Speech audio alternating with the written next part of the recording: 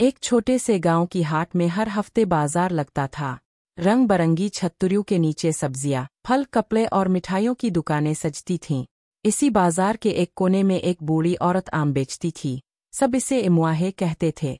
अम्मा के आम पूरे बाजार में मशहूर थे। उनकी मिठास शहद से भी ज्यादा थी। लेकिन उन आमों पर नजर किसी और की भी थी, एक शरारती बंदर की, जो पास के पेड़ों में रहता था। बंदर रोज सुबह छप कर देखता कि अम्मा का ठेला कब लगता है। जिसी बलेत उदूतिन एमरार बीजाता। अम्मा हर बार मुस्करा कर कहती, कोई बात नहीं, इसकी भी भूख है। बाजार के लोग हंसते और कहते, इमुआहे, एक दिन ये बंदर पूरा ठेला ले जाएगा। इमुआहे सिर्फ मुस्करा देती थीं और कहती, अगर इंसानों में इंसानियत हो सकती है तो बंदर में भी हो सकती है। एक दिन अचानक जोर की बारिश होने लगी। बाजार में भगदड़ मच गई। लू इन लसमुनल। अम्मा तो पहले ही कमजोर थीं, भीग गईं और कांपने लगे। बंदर उदर खतरबी से बिदरी तय। इसने देखा कि अम्मा ठेला अलिफाटेनी की कोशिश कर रही हैं, मगर हिम्मत नहीं हो रही।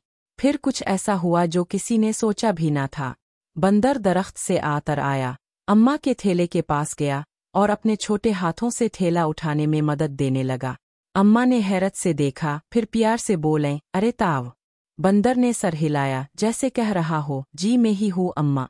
अम्मा ने ठेला बांध दिया, एक आम निकाला और बंदर के हाथ में दिया। आज चाराने की जरूरत नहीं, आज ये तोहफा है।